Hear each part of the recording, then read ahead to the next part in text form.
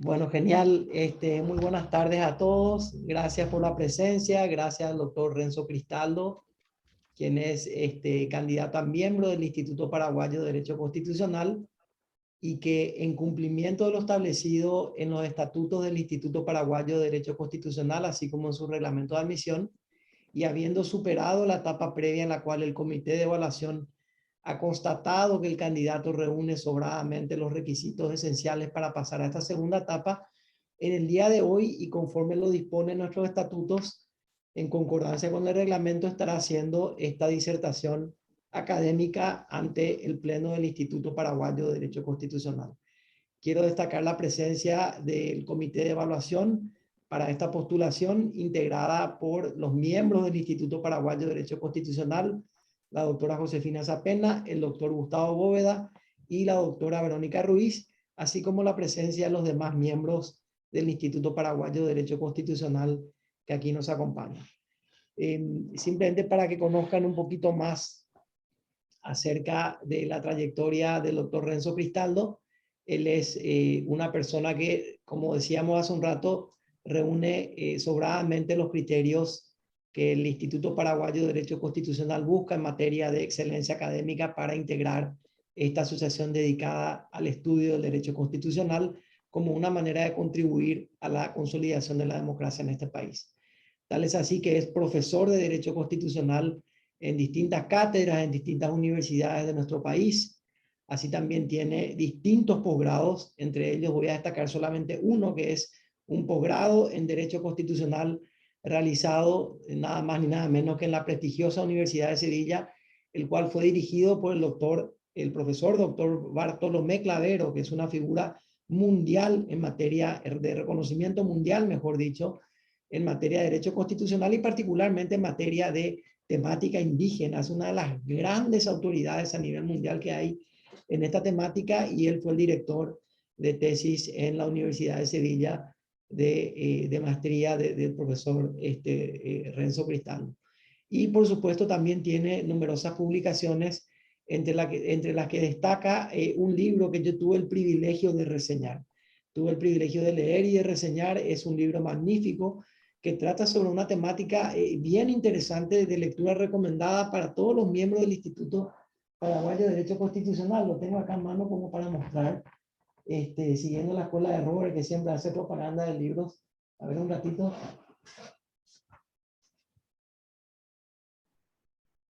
Bueno, eso me pasa por tener una biblioteca tan desordenada. No, no estoy encontrando el libro y no quiero perder el tiempo de la disertación buscándolo, pero es un libro sobre la situación de los pueblos indígenas en estado de aislamiento en nuestro país.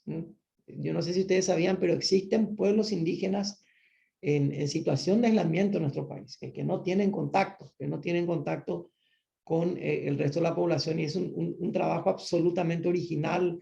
El planteamiento es absolutamente original, es un libro magnífico, el cual se le saca muchísimo provecho y se aprende muchísimo sobre esta temática.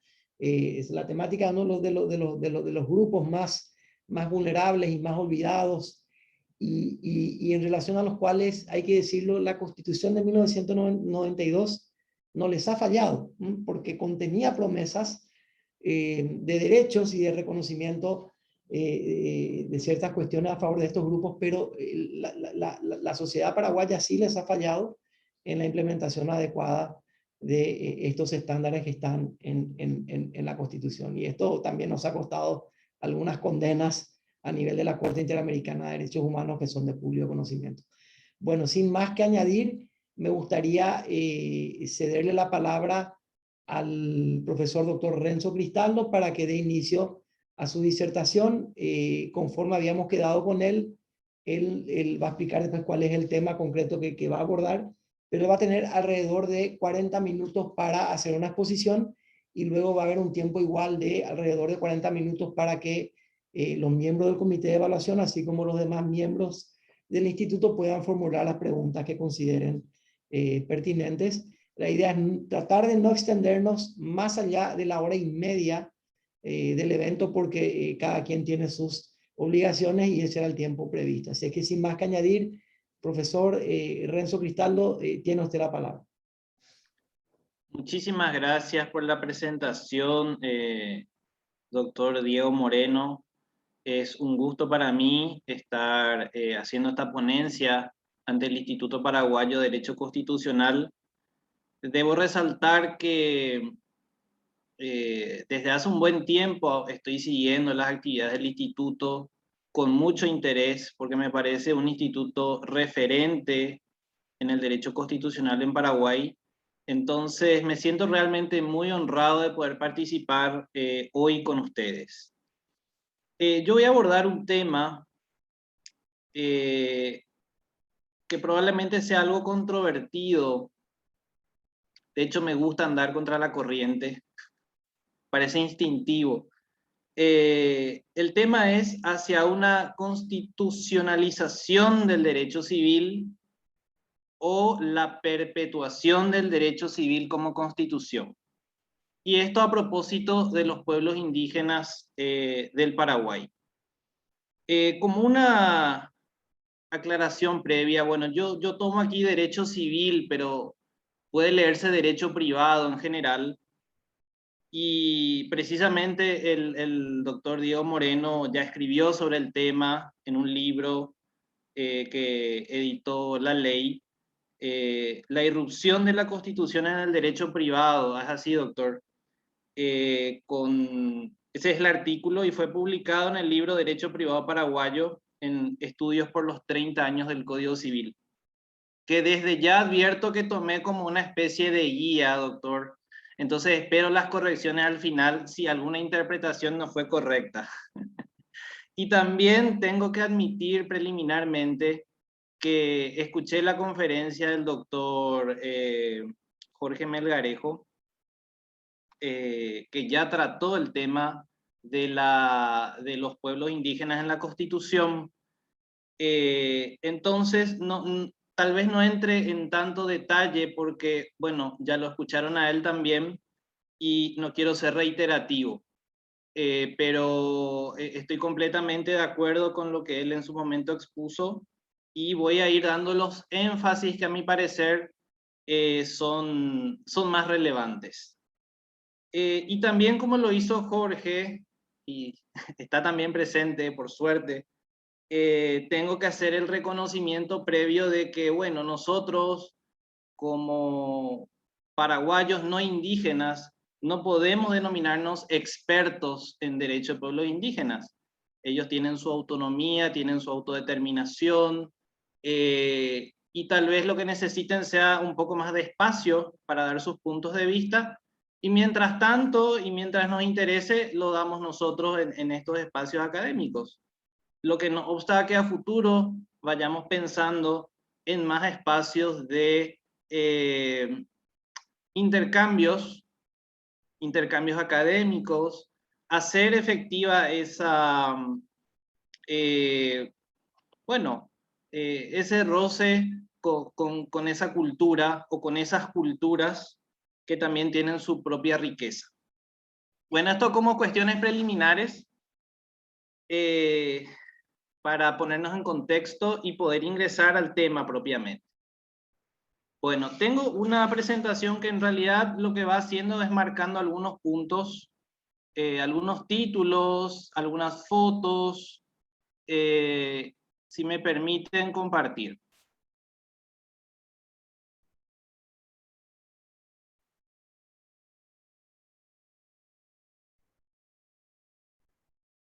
Quisiera que me aclaren si me escuchan bien, por favor. Sí, correcto. Se escucha bien. Bueno, si no es así, me hacen saber porque de repente estoy en un lugar donde no suelo dar estas charlas. Bueno, esta es nada más que una fotografía de Sahuayamaxa. Ven a la izquierda, dice tierras recuperadas arriba. Y bueno, es fruto del cumplimiento de una sentencia de la Corte Interamericana de Derechos Humanos. Y esta tierra recuperada fue recuperada a pesar de la sentencia luego de una ocupación de la comunidad indígena. Las aclaraciones preliminares ya las di. en la imagen la comunidad Sawa Yaquiaxa, otra de las que tuvo sentencia de la Corte Interamericana. Ellos, luego de ser expulsados de sus tierras ancestrales, estuvieron viviendo aproximadamente 20 años al costado de la ruta entre Concepción y Pozo Colorado. Bueno, ahora sí entro en tema. La Constitución como norma jurídica suprema. Hoy, cuando estudiamos a la Constitución, y yo enseño Derecho Constitucional, fui alumno de Derecho Constitucional, y nos parece algo así como una obviedad que nos digan que la Constitución es la norma jurídica suprema. Hoy podemos decir que la Constitución es la ley fundamental, la norma jurídica suprema.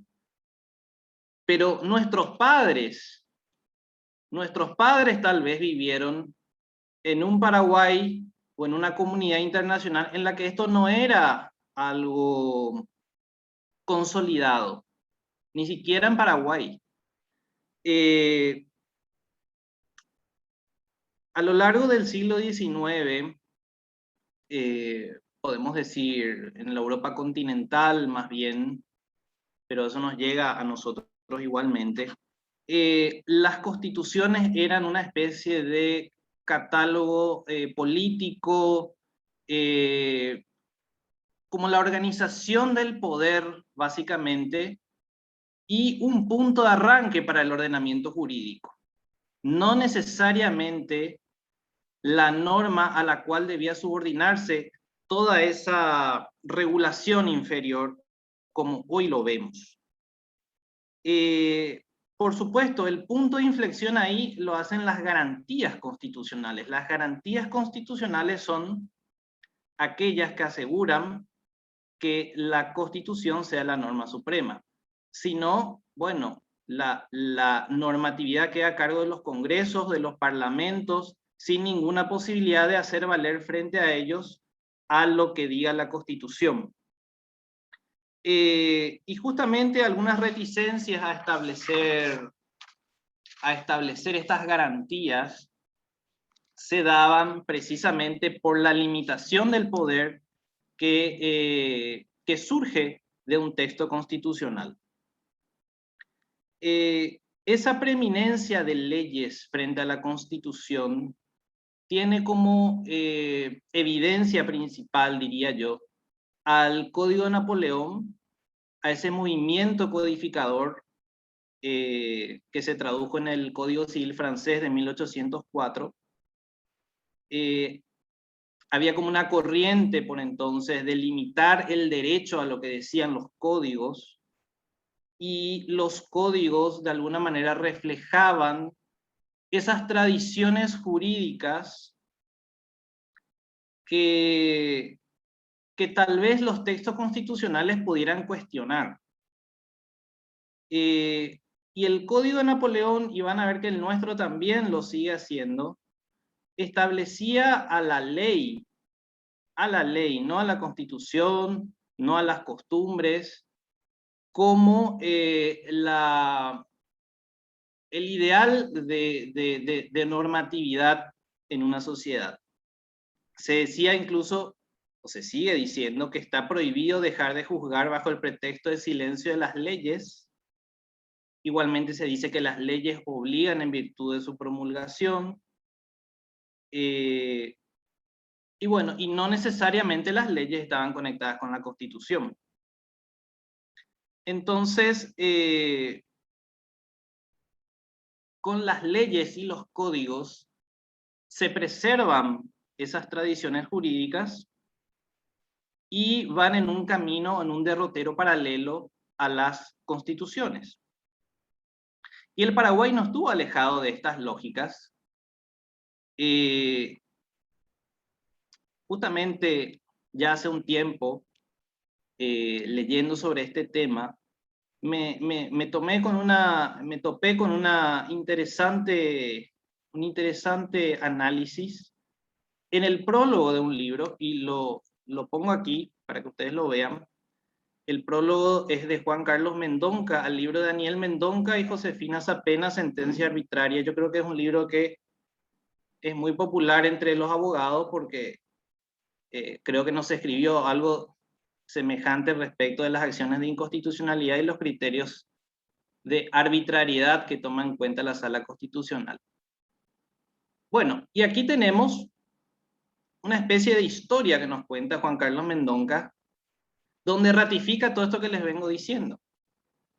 Nos cuenta que la Constitución de 1870 sí establecía toda ley o decreto que esté en oposición a lo que dispone esta Constitución queda sin efecto y de ningún valor. Pero ¿dónde está la garantía?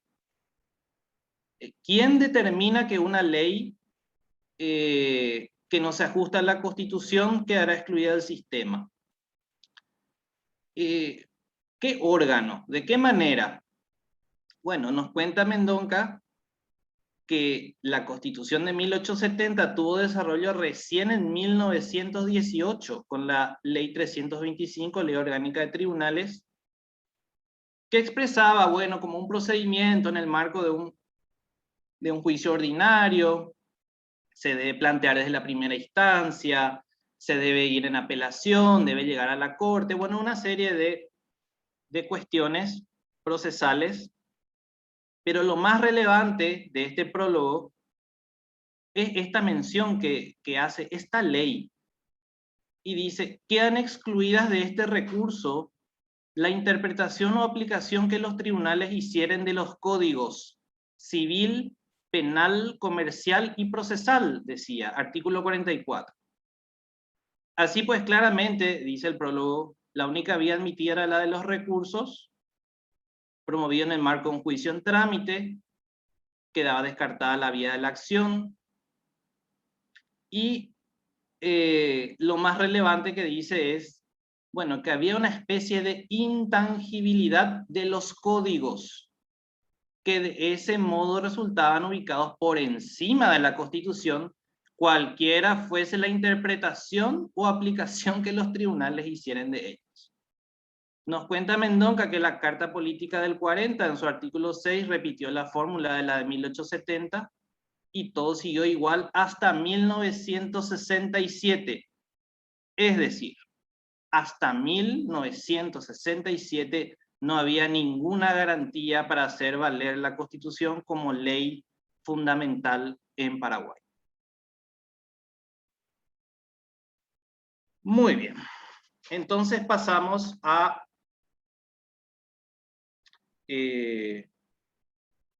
bueno, ratificamos un poco que los derroteros de las tradiciones jurídicas de los códigos van por un lado y los derechos reconocidos en la Constitución van por otro. Pueden coincidir, pero no necesariamente. Y en caso de que encontremos una diferencia muy evidente, muy tangible, ¿a qué debemos recurrir? A las garantías, que desde el 67 las tenemos en nuestra Constitución. Bueno, vamos a los hechos cotidianos, bajando un poco ya el marco conceptual a cuestiones un poco más específicas. Justamente nos recordaba el doctor Moreno en su artículo que les mencioné al inicio, algunas características del Estado Social de Derecho, y nos dice el doctor que el Estado Social de Derecho plantea como una especie de hoja de ruta que marca un modelo de sociedad y todo un programa político y social a seguir. Yo diría incluso que en nuestro país, añado, ese programa político y social es de cumplimiento obligatorio por el artículo 45 de la Constitución, es decir, que es incluso algo más que un programa político, son derechos exigibles. Y todo el capítulo sobre pueblos indígenas está en la parte dogmática de la Constitución, por lo que deberían poder ser exigidos frente, por ejemplo, al Código Civil, y en el marco del desarrollo de las garantías constitucionales, deberían. Bueno, y es ahí donde un poco mirando lo que dice la Constitución y lo que dicen el Código Civil y algunas leyes, es que encontramos algunas evidencias de distanciamiento. Es como que la legislación no sigue aquel programa político y social que nos marca la Constitución. Y Vidal Campos, recurro a él y lo menciono porque él habla un poco de la Constitución formal y la Constitución material, y nos dice que la Constitución material es la Constitución vigente y eficaz de un Estado, aquí y ahora en tiempo presente. Una Constitución es material cuando tiene vigencia sociológica, actualidad y positividad, nos dice, y la Constitución material se atiene fundamentalmente al fenómeno de la vigencia sociológica, a diferencia de la formal que primariamente descansa en la normatividad.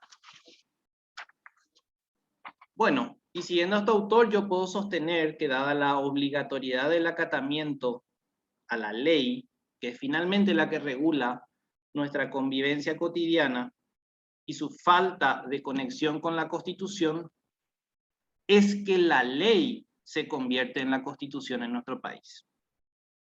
Cuando me refiero a pueblos indígenas y su especial referencia.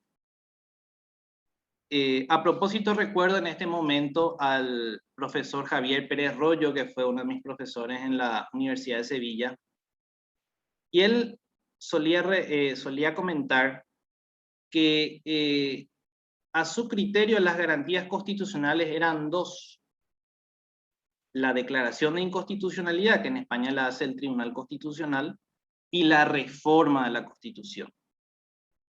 Y él decía que cuando una norma que es inconstitucional no es declarada inconstitucional, entonces lo que se tiene es una reforma de la Constitución por vías no previstas en la misma. Sí, de hecho, se modifica la Constitución cuando una norma inconstitucional no es declarada así. Muy bien. Vamos entonces tratando de centrar los problemas concretos de esa distancia entre la Constitución y el Código Civil o normas de derecho privado. A mí me tocó analizar no hace mucho, de hecho compartí con algunos integrantes del instituto una entrevista que me hicieron para un portal, Ciencia del Sur, donde ya hice algunas referencias a normas de la Constitución que considero que no están siendo cumplidas o que no fueron aún suficientemente desarrolladas en el nivel legal. Me refiero a algunas de esas normas ahora. Preliminarmente quiero decir que la Constitución del 92 es un punto de inflexión en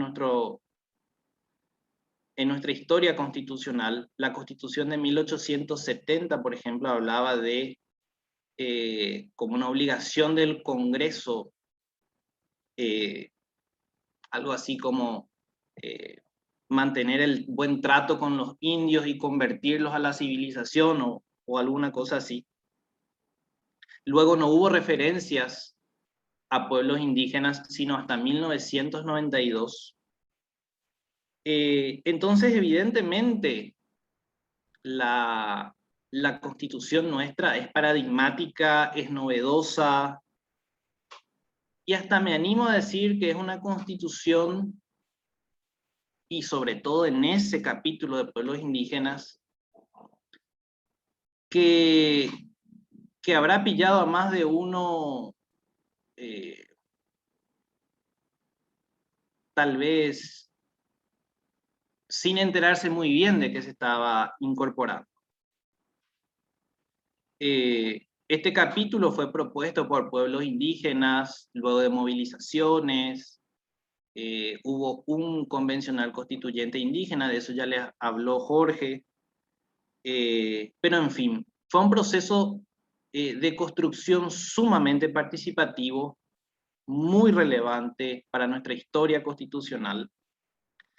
Y bueno, salió este capítulo que particularmente me hace sentir muy orgulloso. El artículo 140, que es el único que voy a mencionar que no está en ese capítulo, habla de el reconocimiento de la pluriculturalidad del Estado paraguayo. Luego sí, este capítulo tenemos al 62 que habla de la existencia de los pueblos indígenas definidos como grupos de cultura anteriores a la formación y a la organización del Estado paraguayo. Este 62, a mi criterio, es el que le da sustento a todos los que vienen después. Porque, ¿qué nos dice el 62? El 62 nos explica: los pueblos indígenas tendrán un trato diferenciado porque ellos son diferentes a nosotros. Ellos ya estaban aquí cuando el Estado paraguayo se organizó. Entonces, por esa razón, nosotros vamos a convivir con ellos y ellos van a mantener sus costumbres, ellos van a mantener su modo de vida y van a seguir viviendo donde están. Eso nos dice el 62, eso nos dice implícitamente el 62. Luego se desarrolla, esa idea se desarrolla en el 63, 64, hasta el 67. ¿Qué otro aspecto quiero resaltar aquí? La cuestión territorial. Sobre todo en el 63 y 64 hablamos de el hábitat. En el 63 decimos que queda reconocido y garantizado el derecho de pueblos indígenas a preservar y desarrollar su identidad étnica en el respectivo hábitat. Y en el 64 hablamos de su derecho a la propiedad comunitaria de la tierra y de la obligación del Estado de proveerles. Igualmente, cuando hablamos en el 66, esto ya implícitamente, no expresamente como en el 63 y 64, acá la tienen a la vista el 66, en el 66 se habla de respetar sus peculiaridades culturales y atender la defensa contra la regresión demográfica, la depredación del hábitat, la contaminación, la explotación económica y la alienación cultural. Para que eso se pueda hacer, ellos tienen que tener su tierra y tienen que poder desarrollar su modo de vida allí. Entonces el territorio es la piedra angular para el desarrollo de los derechos de pueblos indígenas. ¿Cuáles son los temas claves en estos artículos citados? Así, esquemáticamente. La preservación y desarrollo de la identidad étnica en el hábitat, la aplicación del derecho consuetudinario indígena en conflictos jurisdiccionales, el derecho a la propiedad comunitaria de la tierra, la obligación expresa del Estado de proveerles gratuitamente esas tierras, algunas características de estas tierras de pueblos indígenas, que son inembargables, indivisibles, intransferibles, imprescriptibles, no son susceptibles de garantizar obligaciones contractuales, ni ser arrendadas y están exentas de tributos, la prohibición de remoción o traslado sin expreso consentimiento, y esto es muy importante, la prohibición de remoción o traslado sin expreso consentimiento, y la defensa contra la regresión demográfica, que eso también está vinculado con territorios, la depredación del hábitat, de la contaminación, etc. Esos son los temas claves. Esos son los temas que generan los conflictos que se trasladan después a conflictos entre particulares, que se trasladan después a juicios en los que hay que aplicar la norma civil o el derecho privado. Y me voy a explicar, me voy a dar a entender un poco más. En principio pareciera que estos temas se plantean frente al Estado. Pero en la realidad, en el día a día, en la convivencia de los pueblos indígenas con sus vecinos no indígenas, en realidad generan problemas con ciudadanos no indígenas, la mayor de las veces. ¿Y qué dice el Código Civil?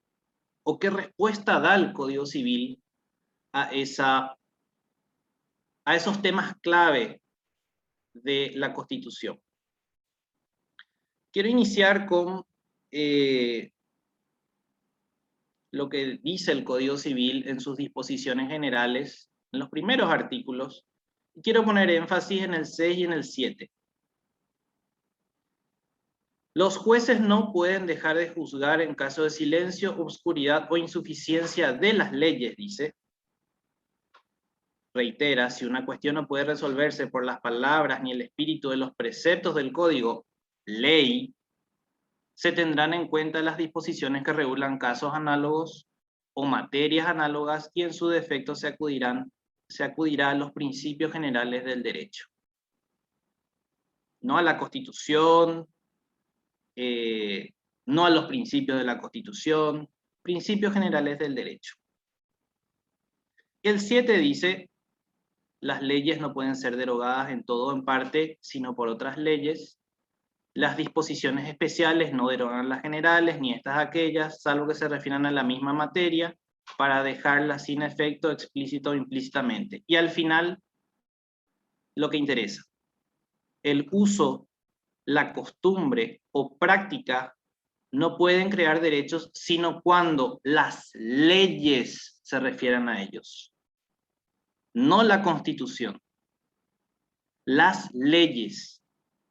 Entonces, si nosotros queremos aplicar el derecho consuetudinario indígena del 63 en un conflicto sobre territorios indígenas, sobre propiedad, sobre posesión, no podemos recurrir al 63 de la Constitución, porque la costumbre a la que alude el 63 está en la Constitución, no en la ley. Por hacer referencia a una cuestión concreta. Luego tenemos el 1954 del Código Civil, que dice que la ley garantiza al propietario, y estamos hablando del propietario en los términos del Código Civil, no en los términos del derecho consuetudinario indígena, garantiza al propietario el derecho pleno y exclusivo de usar, gozar y disponer de sus bienes dentro de los límites y con la observancia de las obligaciones establecidas en este código, no en la Constitución. Sí habla de la Constitución, pero cuando se refiere a la función social y económica que le atribuye al derecho de propiedad. ¿Y qué nos dice entonces? Que para que la función social se cumpla y uno la pueda exigir o ejercer el derecho de propiedad en ese marco, tiene que ser propietario. Propietario, título de propiedad, que muchas veces los pueblos indígenas no tienen, porque ellos se enmarcan en su propio derecho consuetudinario y en algunas ocasiones, cuando ya acceden a regularizar su situación o la situación dominial en el marco del Código Civil o de las leyes civiles, muchas veces eso se hace en forma equivocada o son víctimas de cuánto problema hoy hay respecto de dobles títulos, superposiciones, etc. Bueno, este marco del Código Civil se complementa de alguna manera con el Estatuto Agrario, con la Ley 904, que es el Estatuto de Comunidades Indígenas, pero que terminan dando no soluciones jurídicas, sino soluciones jurídico-políticas, le llamo yo, porque no les permite reclamar sus derechos ante un juez, sino reclamarlos al Estado para que el Estado o compre o expropie. Pero ellos no pueden ejercer por sí mismos ese reclamo sobre sus territorios frente a otro particular. No tienen ellos la posibilidad de que un juez les diga: esta tierra es de ustedes, como si lo tiene cualquier otra persona en el marco de una controversia sobre el dominio de una propiedad o sobre la posesión de una propiedad. Y esto ya nos señaló la Corte Interamericana, no una, sino 3 veces respecto de comunidades indígenas. Inicialmente en el caso Yaqui Achsa y luego en el caso Saguayamaxa, la Corte nos dijo, palabras más, palabras menos, tienen que adecuar su legislación para que los pueblos indígenas no estén 10, 12, 15 o 20 años reclamando sus tierras. Hagan algo. No hicimos como Estado. Entonces a la tercera la Corte nos dice, Paraguay, ustedes tienen que ajustar de una buena vez su legislación, y añade, tienen que permitir a los pueblos indígenas que presenten su caso ante un juez y que un juez resuelva. Es como que nosotros no le permitimos a los pueblos indígenas exigir su derecho frente a un particular o en el marco de un proceso judicial. Entonces es como que le expropiamos ese derecho a recurrir a los tribunales. Me parece interesante este artículo, este párrafo 309, porque allí la Corte dice, usted en su Constitución y su legislación, bueno, les reconocen derechos, pero en la práctica eso no se ve. Y dice que las prácticas institucionales limitan o no garantizan plenamente la aplicación efectiva de las normas que formalmente, yo les recuerdo lo que dijimos de la Constitución material y la Constitución formal, se encuentran establecidas para garantizar los derechos de los miembros de las comunidades indígenas.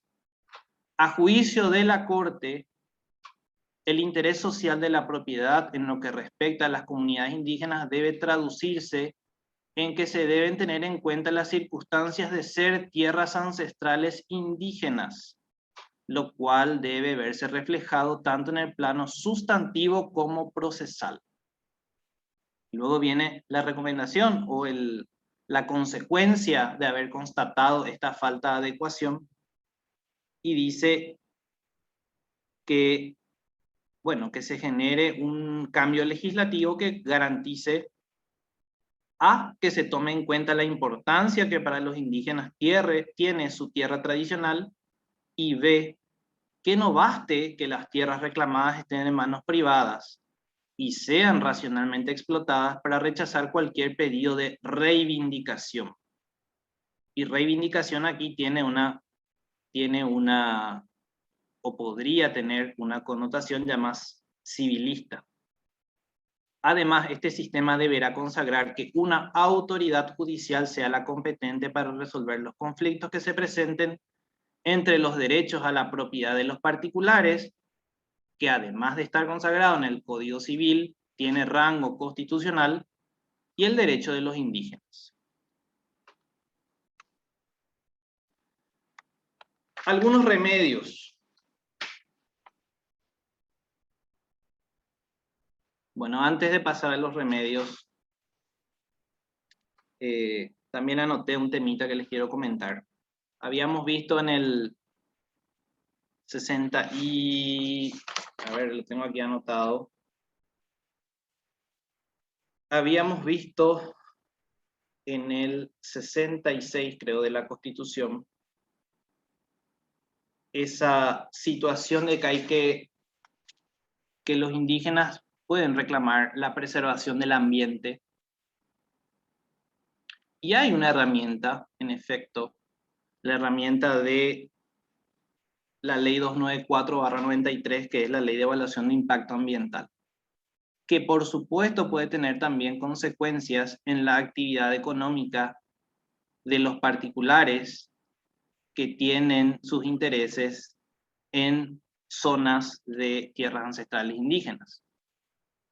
Eso puede repercutir, por ejemplo, en la posibilidad de cambiar el uso de suelo, puede tener impacto en la posibilidad de hacer una exploración petrolífera, puede tener impacto en la posibilidad de la apertura de una ruta como la bioceánica, por ejemplo, en el Chaco, puede tener impacto en el desarrollo de una hidroeléctrica, como fue el caso de Itaipú, puede tener impacto en el paso de torres de alta tensión, en fin, una serie de particularidades que podría llegar a afectar, y de hecho lo hace en algunos casos, a la actividad económica de personas particulares que tienen sus intereses, sus propiedades en zonas aledañas a territorios ancestrales. Muy bien, ahora sí, a los remedios. No sé cómo voy de tiempo, Diego. Renzo, te quedarían 5 a 7 minutitos más para ir cerrando y Perfecto, dando tu conclusión. perfecto. Entonces estoy más o menos en sintonía porque tengo dos temitas más que quiero referirles. Esta foto a mí me parece muy... realmente es una foto que me cala hondo, porque es el caso de los ayoreos. Los ayoreos totoviegoso, de que de alguna manera escribí sobre ellos en el libro que mencionó Diego. Ellos plantearon unas medidas cautelares y una petición ante la Comisión Interamericana de Derechos Humanos. Estos que están aquí, que ustedes ven de espaldas, en el marco de una mesa con el Estado paraguayo, están reclamando el derecho de no contacto de sus parientes en aislamiento y además, justamente, que las empresas que están en la zona de influencia dejen de hacer desmontes, dejen de hacer cambios de uso de suelo y mantengan el monte, de alguna manera, para que ellos puedan permanecer y continuar con sus modos de vida, aunque ya no estén en aislamiento. Estas personas son las que salieron en 2004 de... se les dice, están en una categoría intermedia de contacto reciente. Y lamentablemente eso no se está respetando, los desmontes continúan, el caso prosigue, una serie de cuestiones que les siguen afectando. Cuando nosotros muchas veces hablamos de pueblos indígenas y de este proceso a veces de sedentarización, de cambio de cultura, etcétera, parece que nos tenemos que remontar a la época de la conquista, hace 400, 500 años, 300 años, pero no, eso ocurre hoy, 2021, hay comunidades indígenas que están reclamando, que quieren seguir viviendo de esa manera, y hay un Estado que no está haciendo una autolimitación de su poder y sigue avanzando sobre las comunidades. Entonces hay un problema actual, no es un problema histórico. Y hay posibilidades de remediar la situación si es que algún daño ya se causó.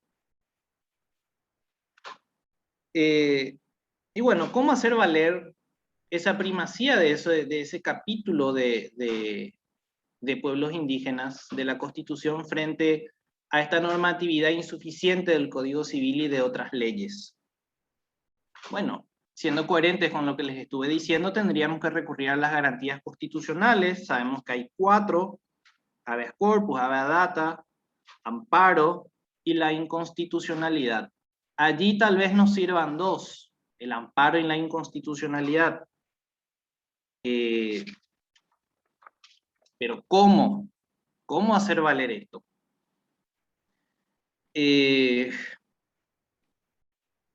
La conflictividad individual, vamos a decir, tiene múltiples variables. puede ser un conflicto sobre la posesión, sobre el dominio, sobre la actividad económica, incluso una medida para impedir el asentamiento de una iglesia que pretenda cambiarles la religión, o una misión evangélica, qué sé yo, o católica. O sea, las posibilidades pueden ser múltiples. Y evidentemente, como les dije, puede incluir en el reclamo no solo al Estado, sino también a particulares. Y ahí una herramienta desarrollada por la doctrina, la jurisprudencia internacional, sobre todo, es la de, bueno, la doctrina de la eficacia horizontal de los derechos fundamentales, que es lo que desarrolló de manera sumamente sencilla y a la vez clara el doctor Diego Moreno, el Drittwirkung, espero pronunciar correctamente, que bueno, establece unas pautas para esta clase de litigios. Es como que encuentran, como que se puede hacer valer un derecho fundamental en el marco de un conflicto entre particulares, siempre que la norma te permita algún tipo de interpretación ajustada con los derechos fundamentales. Bueno, tiene un desarrollo, por supuesto, mucho más complejo, que lo podemos desarrollar, bueno, en el marco de las preguntas o más adelante. A lo que quiero llegar, esta doctrina plantea como una fuerza expansiva de estos derechos fundamentales, pero también asigna responsabilidades en una vertiente así no mediata a legisladores y a operadores de justicia como jueces y tribunales.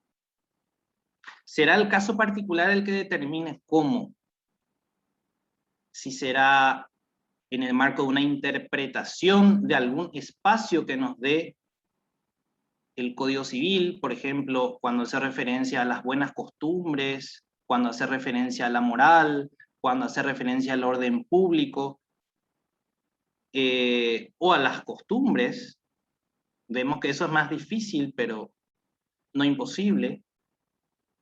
O cuando un juez, en el marco de sus facultades disciplinarias y ordenatorias, envía a la sala constitucional para resolver un caso, pide una interpretación. Bueno, tendremos que ver qué particularidades, pero lo que no podemos hacer es, con la excusa de la ley,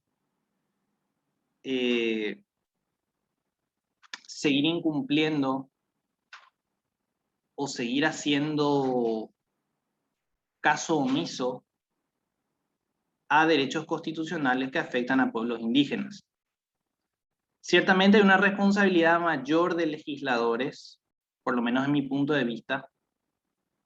Veo tan complicado, tan difícil en el marco de nuestra sociedad actual, que un juez determine mejor derecho de un pueblo indígena con base en sus normas consuetudinarias, dejando de lado el Código Civil y el derecho de propiedad, que veo las posibilidades de litigio particular como improbables para obtener un éxito.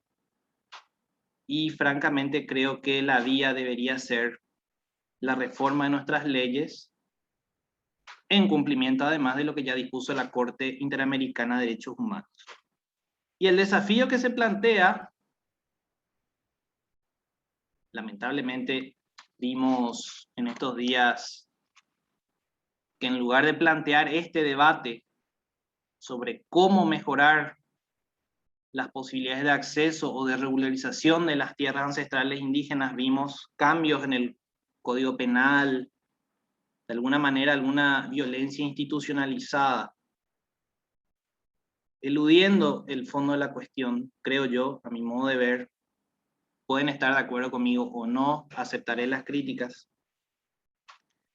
Pero bueno, el desafío es grande, el desafío es cambiar las leyes, ajustarlas al texto constitucional, o en el status quo aceptar que, no es, que el Código Civil es la Constitución de Paraguay.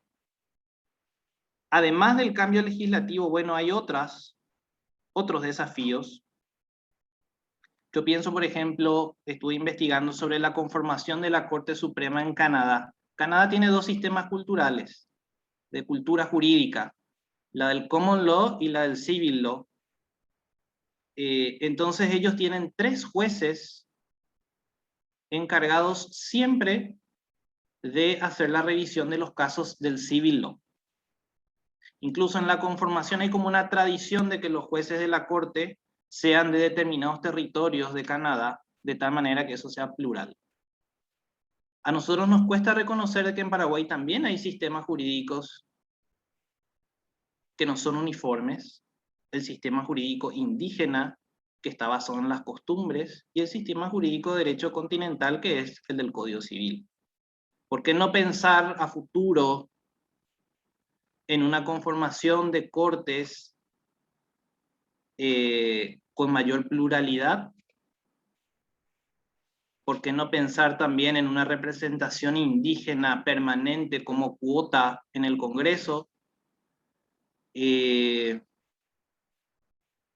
¿Por qué no pensar en una, como también vi que hay en Canadá, en una licenciatura en Derecho que aborde al derecho indígena y al derecho paraguayo, tradicional, digamos, de tal manera ir superando algunas barreras, superando prejuicios y haciendo vivo ese derecho constitucional que sigue estando como un programa, pero como un programa que no tiene un plan de desarrollo ni perspectivas de mejora. Bueno, creo que puedo dejar por aquí, Diego, y atento a las preguntas que puedan ir surgiendo y a las correcciones que por supuesto voy a aceptar si es que las hubiera. Quedo atento. Perfecto, muchísimas gracias Renzo, gracias por esa exposición sobre una temática tan importante, gracias por hacerla de forma bien estructurada y ordenada, de manera tal a que todos hayamos podido seguirla y sobre todo gracias por tocar un tema de mucho interés y muy sensible para ciertos sectores de la población paraguaya, en este caso los pueblos indígenas en concreto. Creo que es motivo o debería ser motivo de orgullo para el Instituto Paraguayo de Derecho Constitucional el hecho de que en apenas unos pocos meses hemos tenido 2 charlas relativas a esta temática tan pero tan importante.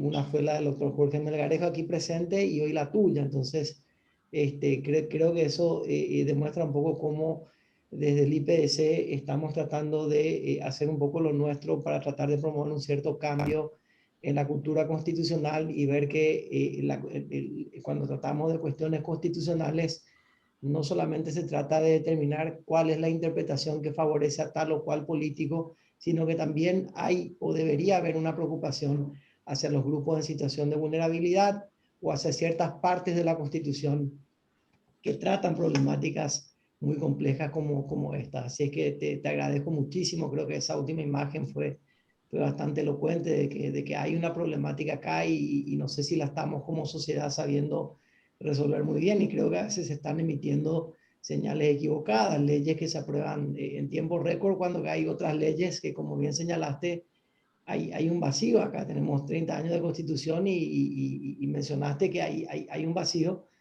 y yo creo que, bueno, ya las personas aquí presentes dirán si comparten o no ese diagnóstico, pero como decía el gran Paco Laporta, estamos muy, a veces nos infatuamos mucho con estas ideas del el neoconstitucionalismo y las cosas fantásticas que pueden hacer los jueces y todo lo demás, Y eso está muy bien, yo respeto mucho esa corriente teórica, pero creo que a veces nos hace falta un poquito, como decía Paco Laporta, un poco menos de neoconstitucionalismo y más neocodificación. Así es que gracias por esa exposición y dicho esto, quiero cederle la palabra en este momento como corresponde a los miembros del comité de evaluación para que formulen alguna pregunta en relación o algunas preguntas en relación a la exposición del doctor Cristaldo, salvo el caso de que quieran pasar las preguntas para el final y ceder la palabra a otros miembros del instituto que quieran preguntar. Pero naturalmente que ustedes, por ser miembros del comité de evaluación, tienen la prerrogativa de preguntar primero o en primer lugar. No sé si Hola, Verónica... yo tengo una pregunta. Si es que Gustavo y Verónica quieren hacer primero la suya, no hay problema tampoco, pero tengo ya lista mi pregunta. Adelante, Josefina, por favor, gracias. Adelante, José. Excelente tu ponencia, doctor Cristaldo. Yo Muchas ya gracias. tenía escrita una pregunta que vos me contestaste por el camino y por ende me surgió otra pregunta. Entonces, voy a leer porque así evito dar vueltas, ¿verdad? ¿Cómo no? Entonces, la constitucionalización del derecho privado implica que en la interpretación y aplicación del derecho, el juez debe subir hasta la Constitución, no quedarse en el Código Civil, ¿verdad? Eso significa la constitucionalización del derecho privado. Que el juez, para interpretar y aplicar la ley, tiene que subir hasta la Constitución. Ok. Y la interpretación constitucional exige que se recurra al método de ponderación de derechos en la solución de los conflictos entre dos o más personas. Es decir, que se intente armonizar los derechos en pugna. ¿Hasta ahí vamos bien? Entonces, por ejemplo, en la aplicación del Código Civil a los conflictos de tierras, es decir, relativos a la propiedad, se debe intentar armonizar los derechos de las partes en pugna. Mi pregunta era, ¿cómo? Ahora, vos ya me respondiste a esa pregunta en tu ponencia. Por lo que yo entendí, solamente si la ley reglamenta el derecho de propiedad de los indígenas, se puede priorizar su derecho por sobre el derecho del propietario en los términos del Código Civil. Y nos contaste también que la Corte Interamericana dijo que tenemos que adecuar la legislación para solucionar ese problema. Ok, pero si hacemos eso, o sea, si reglamentamos por ley el derecho de propiedad de los pueblos indígenas como corresponde, no estoy discutiendo eso, ¿no estaríamos violando el derecho de la propiedad privada? Eso es lo que me pregunto, ¿verdad? Y mi pregunta es, ¿cuál sería el mínimo inderogable que no puede ser alterado del derecho a la propiedad privada? Porque también sabemos que las leyes que reglamentan los derechos constitucionales no pueden derogar los derechos constitucionales. Entonces, ¿cuál sería el mínimo inderogable del derecho a la propiedad privada? Esa es mi pregunta. Yo creo que es la gran pregunta. Es la pregunta más difícil y a la que yo te adelanto que no tengo aún una respuesta. Mi interpretación es que, bueno, los tribunales recurren generalmente en conflictos como estos, porque efectivamente hay ahí como un choque entre el derecho a la propiedad del particular y el derecho del pueblo indígena a una propiedad comunitaria de su tierra. Lo hay. Y sabemos que las altas cortes, las cortes internacionales en general, aplican a veces en temas de este tipo la interpretación, bueno, por vía de la ponderación, sí lo hacen y probablemente analicen cada caso según sus circunstancias. Mi opinión personal, tal vez, y mañana puedo estar en desacuerdo, si encuentro mejores argumentos, adelanto, es que el artículo A ver si tengo a la vista. Un ratito. Nicolás, ¿estás ahí? El 60... A ver aquí. El primer artículo del capítulo sobre pueblos indígenas. A ver. El 62.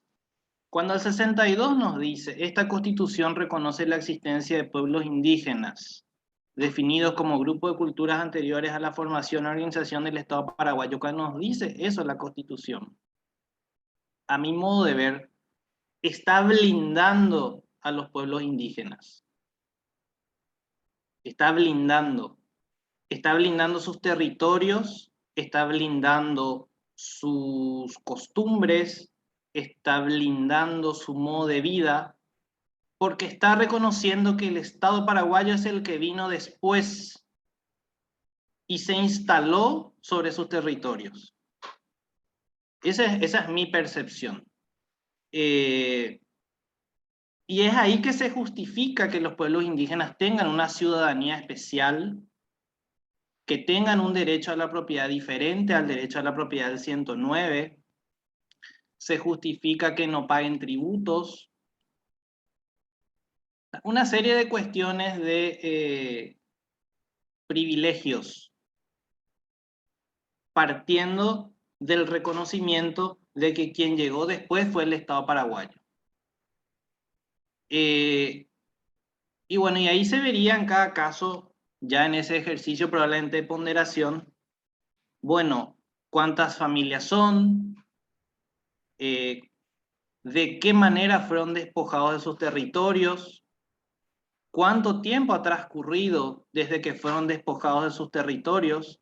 Hoy en el Brasil, hoy, 6 de octubre de 2021, está en debate, digo hoy porque lleva muchos días, un caso ante el Supremo Tribunal Federal en el que la corriente ruralista, que serían como los, aquí serían como los, la Unión de Gremios de la Producción, pretende sostener que el reclamo de tierras ancestrales solamente se puede hacer desde la vigencia de la actual Constitución del Brasil.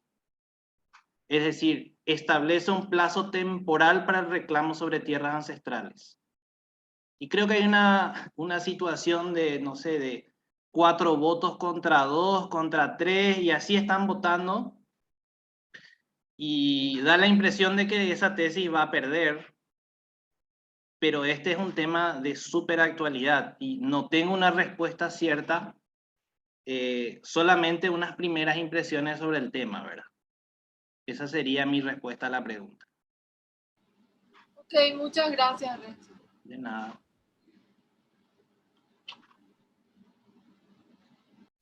Muchas gracias, Josefina, por la interesantísima pregunta. Gracias también al doctor Cristaldo. No sé si Gustavo y o Verónica quieren formular alguna pregunta ahora o quieren diferirla para después.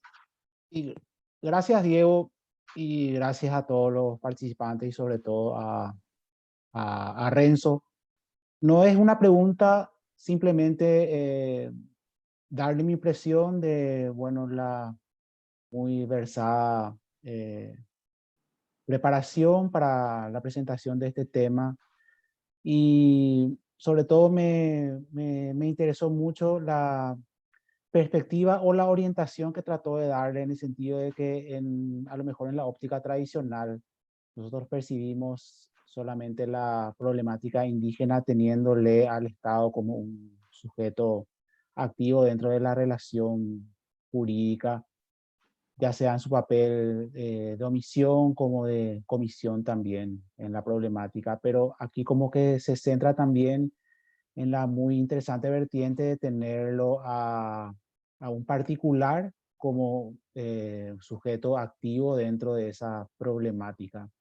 Y me pareció interesante también la perspectiva esa de coronar su eh, oratoria, su preparación, Renzo, con un catálogo abierto de posibilidades.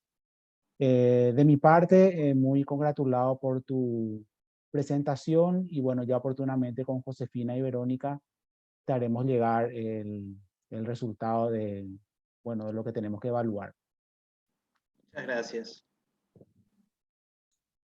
Muchas gracias, doctor Gustavo Bóveda. Aprovecho para preguntarle, doctor, ¿usted envejece, doctor? Porque está igualito que hace la época de la facultad. ¿Qué es lo que toma, doctor? Cuéntenos el secreto de su eterna No, juventud. te puedo asegurar, Diego, que pasan los años. Bueno, Pero bueno. muy amable. A ver, no sé si Verónica querés. Verónica, Sí. adelante. También hay felicitarle a Renzo, excelente exposición.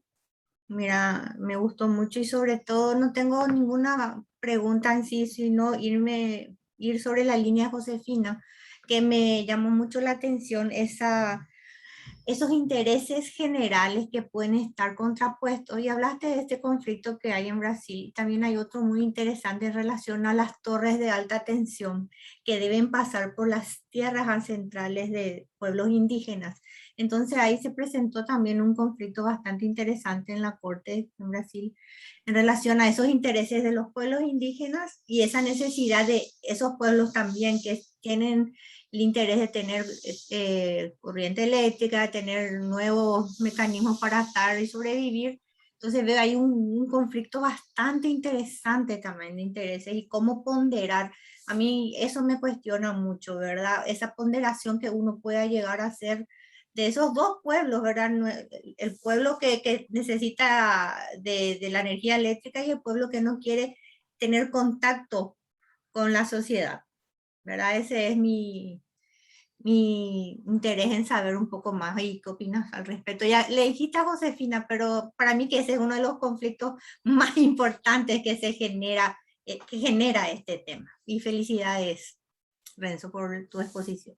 Muchísimas gracias y en efecto, es el gran tema, es el gran tema. Hoy, lamentablemente en Paraguay somos pocos los que prestamos atención a estos temas y de alguna manera eso también tiene base en determinados prejuicios. Nadie cree que va a ganar dinero trabajando temas de pueblos indígenas y además a la poca gente que se anima, generalmente a través de organizaciones, ONGs, se les da algunos motes a ver, es como que se quiere demonizar a la organización que apuesta a pagar abogados para defender a pueblos indígenas. Eso genera todo un problema, toda una conflictividad social y de alguna manera inhibe a los profesionales a querer tomar estos casos en contra de, bueno, gremios poderosos, personas que contratan a los mejores estudios jurídicos, y se genera toda una situación en la que finalmente quien sale perjudicado es el pueblo indígena.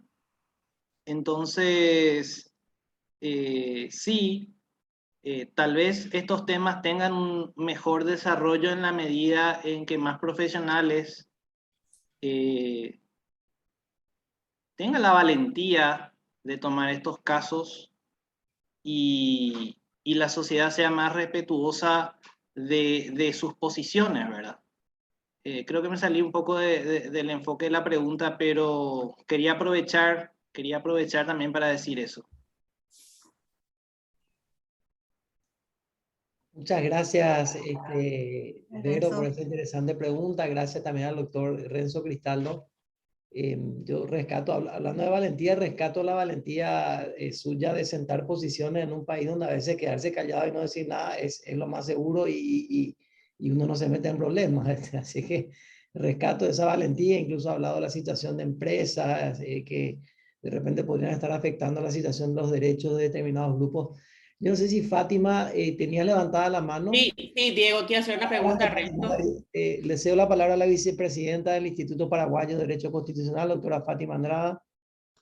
Gracias, Diego, Renzo, muchas felicitaciones. a mí tu charla me chocó un poco en el sentido de que de alguna manera planteas, y corregime si no interpreté bien, que para poder hacer efectivos derechos de los pueblos indígenas, inclusive facilitarles su acceso a la justicia, tendríamos que hacer cambios legislativos y de codificación, digamos, y a mí eso me choca un poco porque digamos que es un camino muy largo el hacer los cambios de codificación o legislativos por todas las implicancias políticas que implica. Entonces mi pregunta de fondo, que no sé si es una pregunta que se puede, digamos, responder, a lo mejor una cuestión más, no sé ya si es legal y toca ya un poco lo filosófico, es que teniendo la Constitución consagrada los derechos de los pueblos indígenas, ellos estuvieron antes que el Estado paraguayo,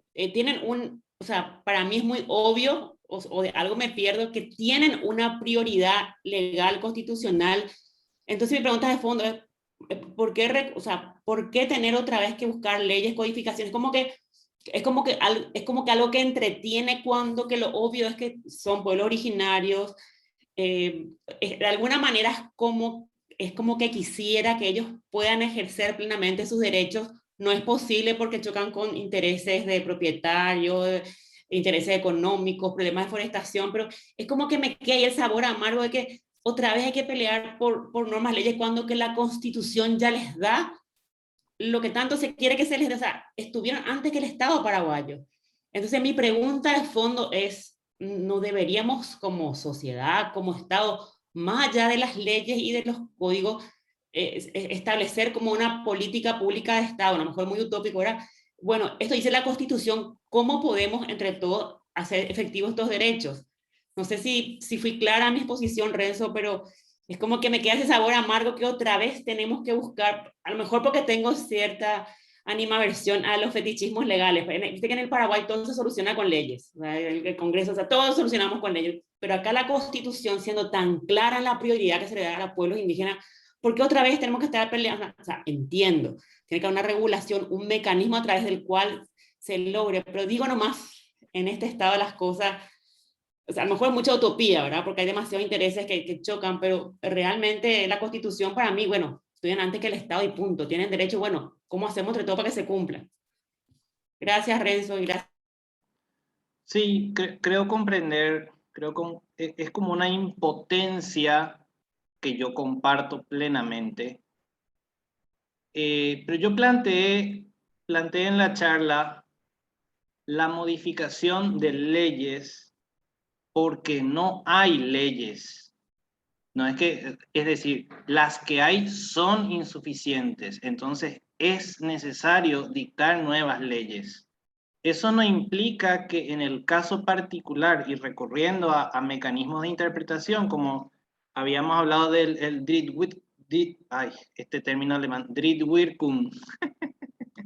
Bueno, a ver, sí, lo podemos plantear ante un juez y habrá que ver si el estado actual de normas nos permite dar una integración. respuesta en ese caso particular.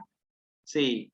O hay que enviar el caso a la corte, o hay que, o sea, yo no niego la posibilidad de que en el caso a caso se den soluciones en el marco de un juicio, pero veo muy improbable que un juez en lo civil y comercial decida no aplicar el Código Civil y aplicar el derecho consuetudinario indígena, aunque pueda. No sé si O va a sea, haber un juez tan falta valiente, valentía del parte del juez para animarse a dar el paso. animarse a enviar el caso a la corte, animarse a indagar en el derecho consuetudinario y resolver. Veo improbable, aunque yo creo que estaría habilitado a hacerlo. Y por eso es que planteo, bueno, el Congreso cuando quiere dicta una ley en una semana. Este no es un caso para estudio de una semana, es un caso para estudio de meses y tal vez años, pero alguien lo tiene que iniciar. Alguien lo tiene que iniciar. Las modificaciones se tienen que hacer y deberían estar en la norma de rango legal. para que eso dé seguridad jurídica. Si no estamos al arbitrio de lo que quiera resolver un juez, si tiene ganas de enviar el caso a la corte según su conformación también se duerme sobre el expediente, qué sé yo. Es algo muy complejo. Entonces, que cada uno asuma su responsabilidad. La responsabilidad hoy es del Congreso. El Congreso tiene que dictar las leyes que hagan operativas estas normas constitucionales, sin perjuicio de valernos de las garantías en los casos concretos hasta que eso se produzca. Esa es mi posición. Gracias, Renzo. Muchas gracias, doctor Cristaldo. Gracias, Fátima. Sin duda, una pregunta interesantísima. Antes de cederle la palabra al doctor Emilio Camacho, y a modo de anécdota, nomás una vez, ante la Sala Civil de la Corte Suprema de Justicia, cité el caso Lut y me mandaron a freír espárragos. Entonces, yo también soy tengo un parecer más negativo por ese lado. Doctor Emilio Camacho, que es una persona muy preocupada también por esta temática y que siempre hace aportes tan relevantes. Gracias por acompañarnos, doctor. Contrario, disculpa, ingresé tarde porque estaba en una evaluación. Renzo, escuché buena parte y muy preciso, muy concreto, muy puntual tu exposición. Ahora, yo tengo la siguiente idea, Renzo. Más una pregunta, una reflexión, porque vos estás trabajando este tema. Acá el camino está por el lado del derecho público subjetivo, que ayer nos volvió a decir la Corte Interamericana de Derechos Humanos. Acá el que tiene solución es el Estado. Si vos haces chocar derecho del pueblo indígena, derecho civil, va a ocurrir lo que voy a decir. Ningún juez civil te va a decir nada. Uno es. Voy a dar 3 ejemplos. Todo Itaipú, todo Yacyretá, se hizo con expropiaciones súper arbitrarias. Te expropiaban, te tasaba Yacyretá la propiedad y ocupaba mando militar. Y vos tenías que aceptar eso. Solo te quedaba el derecho de litigar el monto, la diferencia. Ahora no. El pago es previo, ¿verdad? Entonces, ¿por qué? Porque había que ser Itaipú, había que ser Yacyretá. Y después le ganaba el pleito. Obviamente, vos tasaba comercialmente, pero Itaipú entraba. Y no, las torres de alta tensión, cuando yo estaba en la sociedad jurídica y la presidencia, 6 meses se retrasó la torre de 500 kV. Porque 2 propietarios pararon con acciones, 2 propietarios. Y más de 70 propietarios habían accedido al viejo sistema. Pagame, acepto esto. No reconozco el monto, pero hacer todo esto entrar. Y después litigamos la diferencia. 2, consideran medidas judiciales de no ingreso. Si es así, eso no va a haber Estado paraguayo nunca. 2, 3, el acuerdo y sentencia número 981, el caso Saguayo Maxa que vos citaste. Es un caso paradigmático porque dice Núñez, Víctor Núñez, voto claramente político, doctrinario, ideológico. 2-1, Núñez y Antonio Fretes contra voto radio. Dice Núñez, claro que ¿por qué le vende propiedad de este tipo? ¿Por qué a él? Porque habita y al lado también hay otro propietario. Eso decía el abogado defensor con muy buen argumento.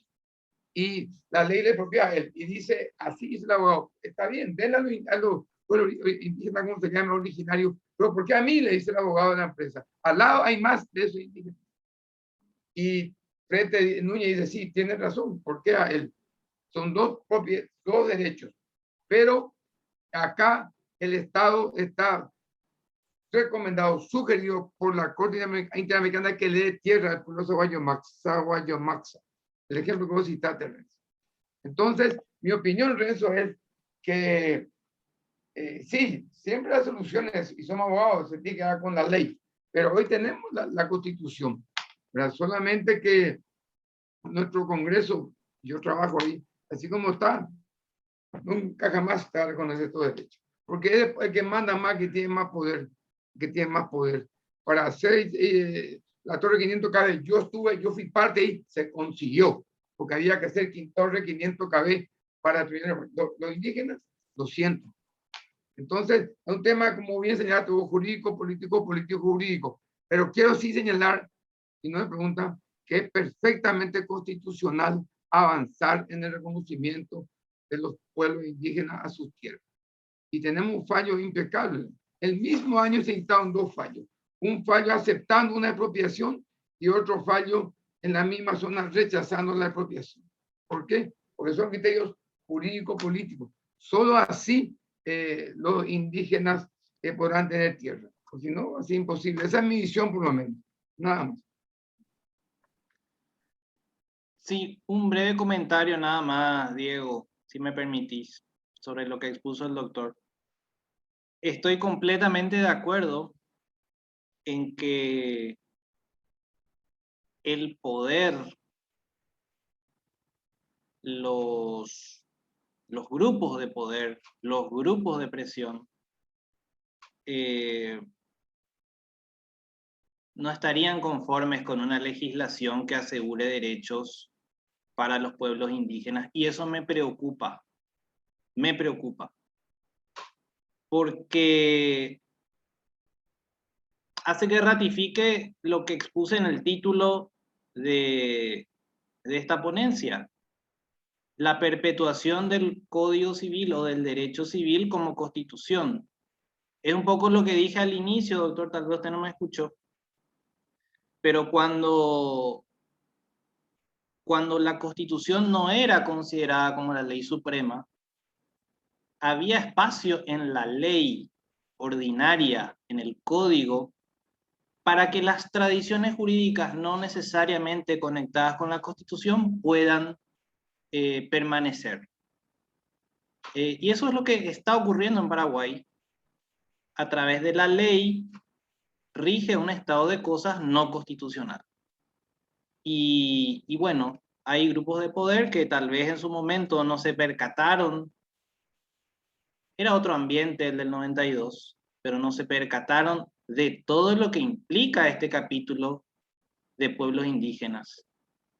Ya quiero ver el día en realidad en que se presente un proyecto de ley que haga carne de esta cuestión que es etérea todavía, y cómo van a ser las posiciones en el Congreso.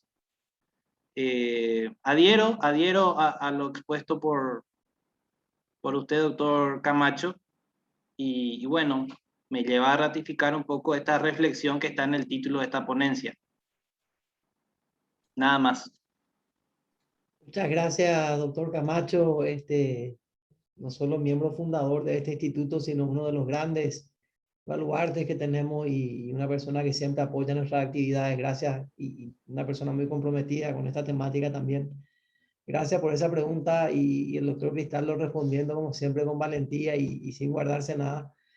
Quiero pedir disculpas a la querida compañera de la comisión directiva del instituto, la doctora Adriana Mareco, porque ella había pedido la palabra hace tiempo y a mí se me pasó en el chat. Entonces, perdón, Adri, te pido disculpas, y por favor, sentite libre de hacer la pregunta que te parezca a Renzo, ¿sí? Buenas tardes. No, no te preocupes, Diego. No te preocupes, porque de paso también fue respondiendo Renzo a las preguntas a través de lo que preguntó Fátima, que más o menos va en la misma línea de lo que yo quería preguntar.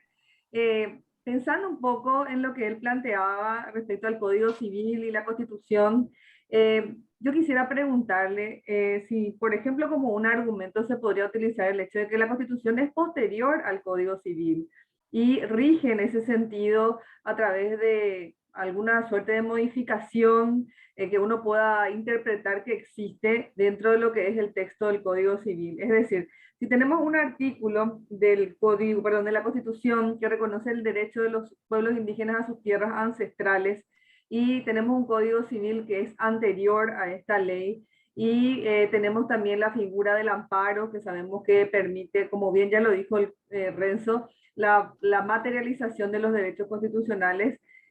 ¿No sería correcto pensar que no es necesaria una reglamentación, sino más bien hacer uso de las normas que ya existen y utilizar siempre los principios de interpretación que ya todos conocemos, ¿verdad? Que la ley posterior rige sobre la ley anterior, y también, por supuesto, la ley superior rige sobre la ley inferior? Nada más, esa es mi pregunta. Muchas gracias, Renzo, y excelente tu ponencia, te felicito. Sí, muchas gracias, Adriana. Sí, de alguna manera creo que ya respondí. Es posible la controversia individual, particular, puntual, y es posible arrimar a esa controversia estos argumentos. Pero, ¿qué ocurre? al no haber una norma de rango legal que traiga previsibilidad a esa controversia, estaremos al arbitrio de la opinión del juez, de la opinión de la corte del momento. Reflexiono con ustedes. ¿Cuál sería el peritaje que tendríamos que llevar a ese juicio civil para acreditar que esa es la tierra ancestral? ¿Quién sería el perito? ¿Cuáles serían los puntos de peritaje? A ver, ¿cómo determinar las normas de derecho consuetudinario aplicables en este caso? O sea, son preguntas que dejan unos espacios abiertos tremendos, donde puede ocurrir cualquier cosa. Entonces, sí se puede. Yo creo que un abogado habilidoso va a poder plantear la demanda y va a poder hacer las respuestas, esbozar unas respuestas que sean razonables, no tengo la menor duda, pero sería algo arbitrario. No hay precedentes, no hay una guía de acción. Tengo mis dudas sobre el caso. Pero por supuesto, si yo soy abogado de parte, lo voy a plantear. Lo voy a plantear y voy a tratar de tener un leading case, uno de esos casos de los que me voy a enorgullecer de por vida probablemente, pero siendo realistas, son muchas las preguntas por responder. El Código Procesal Penal, por ejemplo, hace una adecuación y dice, en todo proceso penal en el que el imputado o acusado sea miembro de un pueblo indígena o estuvieran en juego bienes, ¿cómo es que le dicen en el ámbito penal? Bueno, bienes de interés de la comunidad indígena, o la comunidad indígena sea víctima, dice que es obligatorio que esté un perito o un consultor indígena que reporte al fiscal, que reporte al juez cómo son las costumbres de esa comunidad y cómo la comunidad se vería satisfecha con la solución jurídica. Ahí te da un parámetro. Te dice que es un juicio especial, te dice que tienes que tener un consultor indígena y te dice qué te tiene que decir el consultor indígena. Es algo así que hay que desarrollar en el ámbito civil, de tal manera que haya previsibilidad y algún tipo de garantía para el pueblo indígena en cuestión y para el particular que participa de esa controversia. A mí no me parece descabellado pensar, por ejemplo, me estiran la lengua, que como la Constitución dice que es el Estado el que debe proveer gratuitamente de estas tierras, superado el proceso en el que participe un perito, se le escucha a la comunidad, se aplique su derecho consuetudinario y tenga mejor derecho la comunidad, el Estado indemniza al propietario y otorga a la comunidad el dominio sobre esas tierras. Porque es el Estado el obligado a entregar gratuitamente esa propiedad. Entonces ahí tendría que integrarse la litis con la Procuraduría General o con el INDI.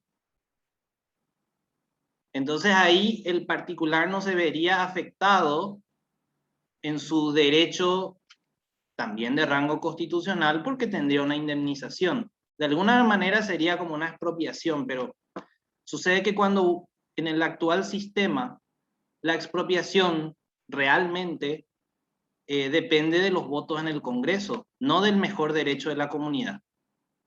Si esto lo trasladamos hoy a un juicio, la comunidad va a tener la oportunidad de decir, esta es mi tierra y de probarlo. Y que el Estado pague la indemnización. Pero ya no va a depender el mejor derecho de la comunidad de una decisión política que se adopte en el Congreso. Por eso es importante una ley. Renzo, quería comentarte nomás que nosotros desde la jurisdicción de la niñez, en un caso indígena, estamos aplicando en forma análoga la práctica del perito. En un caso de una niña indígena, por ejemplo, solicitamos designación de perito. Entonces, si se aplica en la niñez, ¿por qué no se va a poder aplicar en lo civil, verdad? Porque solamente en lo penal. Pero muy interesante, muchas gracias. De nada. Gracias, Adri. Ojalá tuviésemos más personas tan vinculadas en el ámbito de la Administración de Justicia como vos y los demás miembros del instituto que de alguna u otra manera trabajan en instituciones vinculadas a la Administración de Justicia. Realmente encomiable y gracias, Renzo, nuevamente por esa respuesta que no solamente habla desde tu solvencia académica, sino también demuestra un sentido práctico muy evidente. De hecho, como parte de tu currículum que yo no mencioné, fuiste procurador delegado durante mucho tiempo, entonces entendés mucho las dificultades prácticas que podrían llegar a darse en caso de que esto se plantee por la vía de un litigio. Gente, lastimosamente se nos ha acabado el tiempo. Creo que podríamos hacer una pregunta más. Quien les habla tiene ahora mismo una clase en la Escuela Judicial donde enseño, gracias a la invitación del profesor Juan Carlos Mendonca Bonet, de lo contrario no creo que jamás me hubiese invitado a enseñar ahí.